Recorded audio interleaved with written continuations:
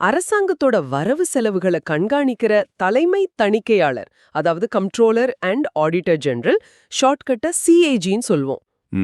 அந்த சிஏஜி தொடர்பான சட்டப்பிரிவுகளை எந்தவித மனப்பாட கஷ்டமும் இல்லாம எப்படி எளிதா நினைவில் வச்சுக்கிறது அப்படிங்கிறது தான் இந்த ஆழமான அலசலோட முக்கிய நோக்கம். எக்ஸாக்ட்லி. முதலாவது ஆர்டிகிள் 148. இது கம்ட்ரோலர் அண்ட் ஆடிட்டர் ஜெனரல் அலுவலகம் உருவாக்கப்படுவதை பத்தி பேசுது. ஆமாம், ஒட்டுமொத்த அரசாங்கத்தோட வரவு செலவுகளையும் கண்காணிக்கிறதுக்குன்னு ஒரு சுதந்திரமான அமைப்பு எப்படி உருவாகுது அப்படிங்கறது இது தெளிவுபடுத்துது.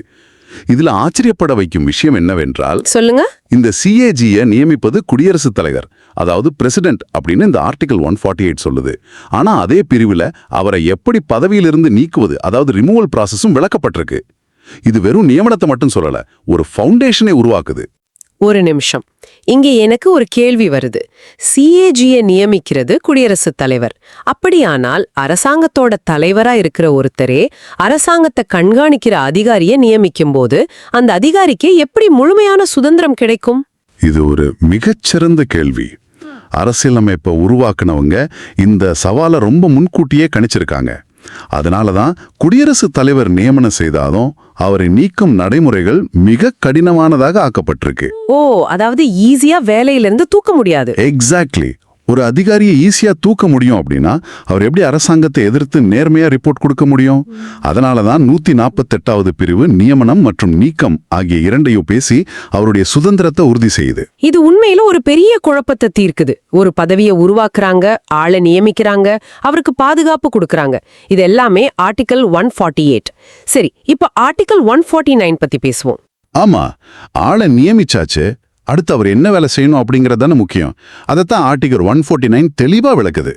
இதுல டியூட்டிஸ் அண்ட் பவர்ஸ், அதாவது கடமைகள் மற்றும் அதிகாரங்கள் இருக்கு.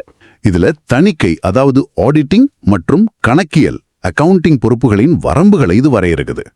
ரொம்ப எளிய தமிழ்ல சொல்லணும்னா, மாணவர்கள் ஈஸியா புரிஞ்சுக்கிற மாதிரி அரசாங்கம் மக்கள் பணத்தை எப்படி செலவு பண்ணுதுன்னு செக் பண்றதுக்கான பவர்ஸ் இதுல இருக்கு. சரியா சொன்னீங்க. 148ல ஒரு மனிதர் அதிகாரியா மாற்றாங்க, 149ல அவருக்கான வேலை என்ன அப்படின்னு சொல்றாங்க. ரொம்ப லாஜிக்கலான அடுத்தபடி. கிளியர். இப்போ அடுத்த பார்க்க போற ஆர்டிகிள் 150 தான் ரொம்ப சுவாரஸ்யமான பகுதி. இது ஃபார்ம் ஆஃப் அக்கவுண்ட்ஸ், அதாவது கணக்குகளின் வடிவம் பத்தி பேசுது. இது ஒரு முக்கியமான கேள்வியை எழுப்புகிறது. அரசாங்கத்தோட கணக்குகள் எந்த வடிவத்துல பராமரிக்கப்படணும் அப்படிங்கறத யார் முடிவு பண்றா? பகிர்வு இருக்குன்னு சொல்லலாம். கண்டிப்பா சட்டப்பூர்வமான அதிகாரம் பிரசிடென்ட் கிட்ட இருக்கு. ஆனா அந்த பணிகளை பற்றிய தொழில்முறை நிபுணத்துவம், டெக்னிக்கல் எக்ஸ்பர்டீஸ் யார்கிட்ட இருக்கு? அது தணிக்கையாளர் கிட்ட தான் இருக்கு. அதனாலதான் குடியரசுத் தலைவர் பரிந்துரைத்தாலும் தணிக்கையாளரின் ஆலோசனை இல்லாமல் அது நடக்காது. ரொம்ப அருமையான பாயிண்ட். சரி, இறுதியாக ஆர்டிகிள் 151, அதாவது ஆடிட் ரிப்போர்ட்ஸ். இதுதான் கடைசி ஸ்டேஜ். மத்திய மற்றும் மாநில அரசுகளின் கணக்குகள் தொடர்பான தணிக்கை அறிக்கைகளை சமர்ப்பிக்கும் நடைமுறை இது. மத்திய அரசாங்கமா இருந்தா குடியரசுத் தலைவர் கிட்டையும், மாநில அரசாங்கமா இருந்தா கவர்னர் கிட்டையும் ரிப்போர்ட்டை சப்மிட் பண்ணணும். ஆக 148ல ஆரம்பிச்சு 151ல முடிகிற இந்த பயணம் ரொம்ப லாஜிக்கலா இருக்கு. ஆமாம், ஒரு முழுமையான ஜனநாயக பொறுப்புணர்வை இது நிலைநிறுத்துது. கான்செப்ட் எல்லாம் சூப்பரா புரிஞ்சிருச்சு. ஆனா பரீட்சை நேரத்துல இந்த எண்களை எப்படி ஞாபகம் வச்சுக்கிறது? பதற்றத்துல 149 150 கன்ஃபியூஸ் ஆகுமே. இங்கதான் விஷயம் மிகவும் சுவாரஸ்யமாகிறது. நம்ம சோர்ஸ்ல கொடுத்திருக்கிற அந்த மெமரி ட்ரிக்கை நாம இப்போ பயன்படுத்த போறோம். ஆமா, சிடி ஃபால் அப்படிங்கிற அந்த ட்ரிக், அதாவது சிடி கீழே விழுந்துட்டு அப்படிங்கிற சின்ன ஷார்ட்கட். இது எப்படி வேலை செய்யுதுன்னு கொஞ்சம் பிரேக் டவுன் பண்ணுங்க. நிச்சயமா. மூளை எப்பவுமே பெரிய வாக்கியங்களை விட இந்த மாதிரி சின்ன சின்ன வார்த்தைகளை தான் ஈஸியா ஸ்டோர் பண்ணும். இப்போ சிடி ஃபால் வார்த்தைகளை ஒவ்வொன்றா பிரிப்போம். ஓகே, முதல்ல சிடி.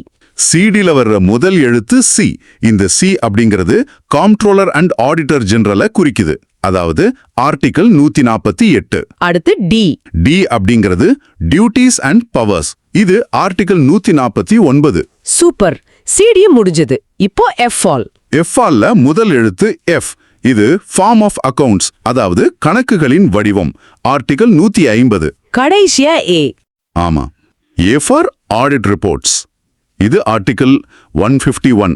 வாவ், சிடி கீழே விழுந்துட்டு, அதாவது சிடி ஃபால் அப்படின்னு நீங்க ஞாபகம் வச்சுக்கிட்டா வரிசையா 148, 149, 150, 151 ஆகிய எண்களை ஒருபோதும் மறக்க மாட்டீர்கள். கண்டிப்பா மறக்காது. CDFA controller, duties form audit